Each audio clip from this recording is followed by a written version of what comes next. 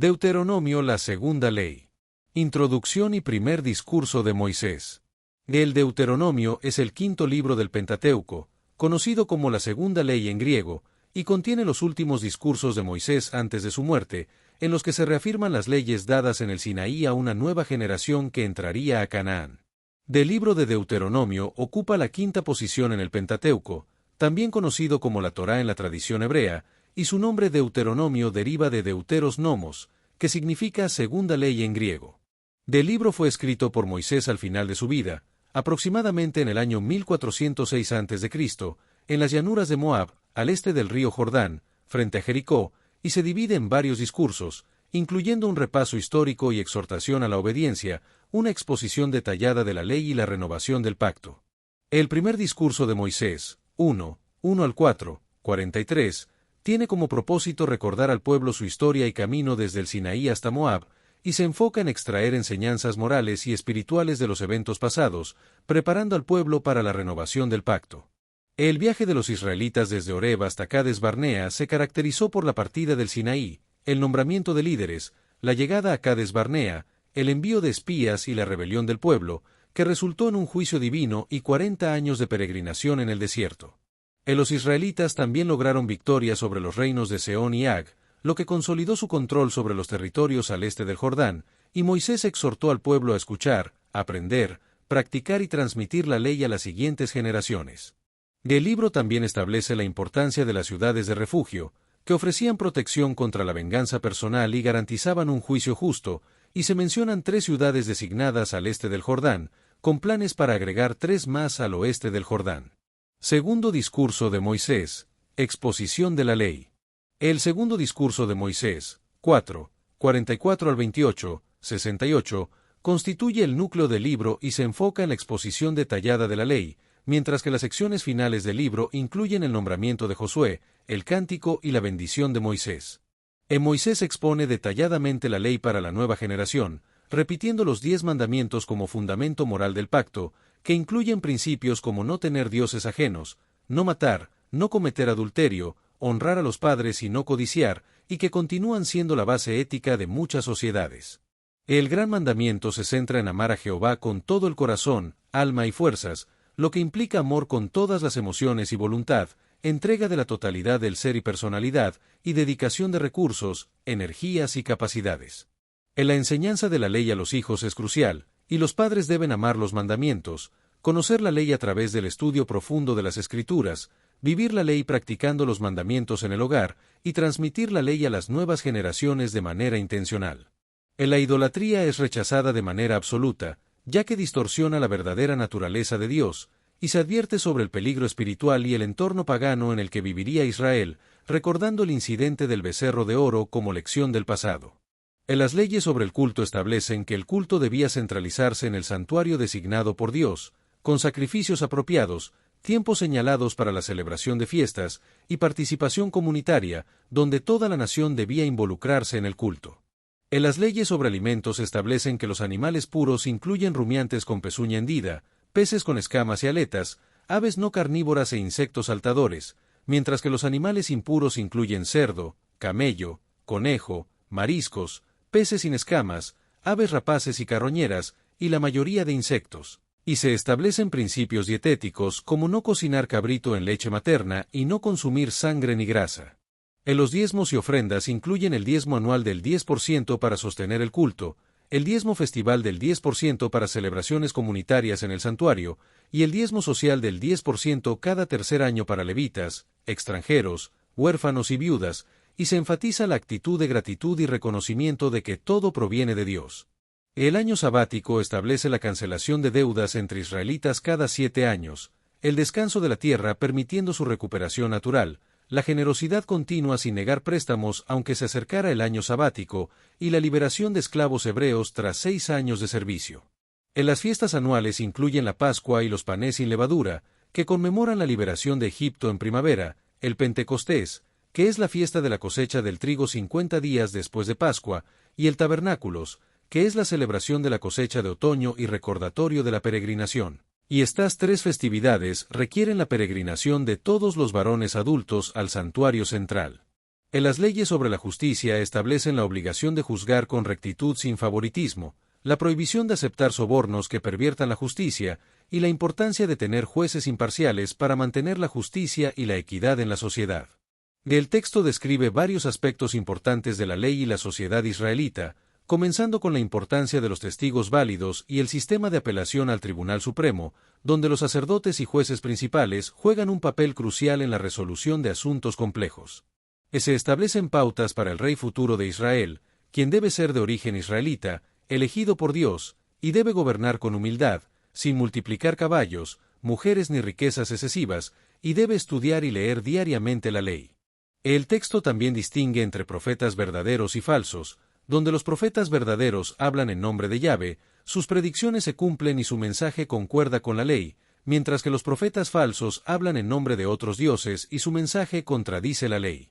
Se menciona la promesa divina de un profeta como Moisés, quien actuará como intermediario entre Dios y el pueblo, y se entiende como una referencia a un futuro Mesías. El texto describe leyes de guerra, como la exención del servicio para novios, dueños de casas nuevas y viñedos recientes, la obligación de ofrecer términos pacíficos antes del ataque y la prohibición de destruir árboles frutales durante asedios. Se establecen leyes sociales, como el derecho a espigar para los pobres, la protección a vulnerables, la justicia laboral y el pago puntual de salarios a jornaleros necesitados. El texto también cubre leyes familiares, como la unión sagrada entre hombre y mujer, la poligamia, el divorcio, el levirato y la autoridad paterna, así como leyes de pureza y el proceso de purificación.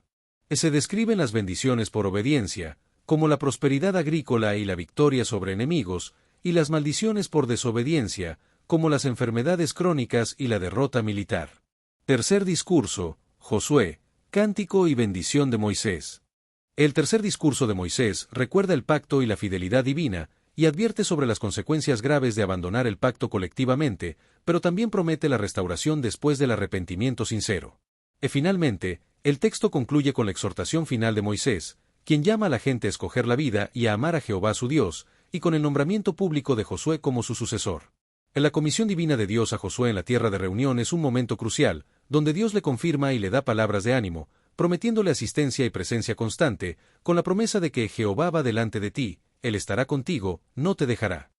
El cántico de Moisés es una invocación poética que llama a los cielos y la tierra como testigos del mensaje divino, recordando la bondad divina y el cuidado paternal de Dios hacia Israel, así como la ingratitud humana y la denuncia de la futura rebelión y abandono de Dios, lo que conduce al anuncio del castigo por infidelidad nacional. En la bendición de Moisés a las tribus es un momento importante, donde Judá recibe la bendición de liderazgo y poder real, José es bendecido, y Efraín y Manasés reciben bendiciones de fertilidad y fuerza, mientras que Zabulón e Isaacar reciben prosperidad comercial y agrícola. En la muerte de Moisés es un evento significativo, donde sube al monte Nebo siguiendo la instrucción divina, y Dios le muestra toda la tierra de Canaán, la tierra prometida a los patriarcas, y luego muere pacíficamente a los 120 años, con pleno vigor físico, lo que conduce a un duelo nacional de 30 días. Temas principales, teología y conceptos clave. Los temas principales en Deuteronomio incluyen la obediencia a Dios, la elección de Israel, el amor divino y humano, y el pacto condicional, que se basa en la fidelidad o infidelidad nacional,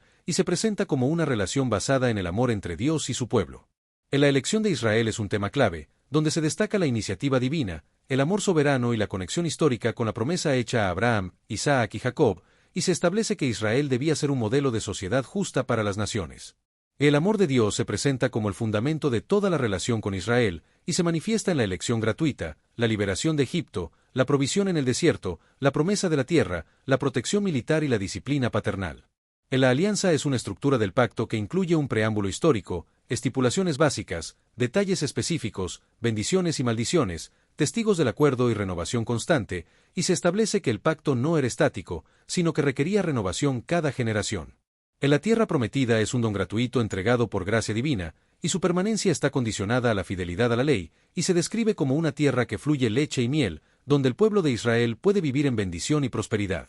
La adoración exclusiva a Yahvé es un tema importante, donde se establece el monoteísmo estricto, el rechazo de imágenes, la destrucción de altares paganos y la centralización del culto, y se destaca la importancia de la santidad del pueblo, que se define como un pueblo apartado para Dios, diferente de las demás naciones, con una ética distintiva y un código moral superior a las prácticas de los pueblos vecinos. Del libro de Deuteronomio se centra en la pureza ritual, la separación entre lo puro y lo impuro en alimentos y prácticas, y la santidad interior, que implica un llamado a la circuncisión del corazón, no solo externa. La justicia social es un tema importante en Deuteronomio, que aboga por la igualdad ante la ley, la prohibición de favoritismos injustos y la protección a los vulnerables, como viudas, huérfanos y forasteros, a través de medidas concretas como diezmos trienales, el derecho a expiar y la cancelación de deudas. La importancia de la enseñanza se destaca en Deuteronomio, que enfatiza la preservación del texto a través de copias exactas, la educación familiar, la instrucción pública y la internalización personal de los mandamientos,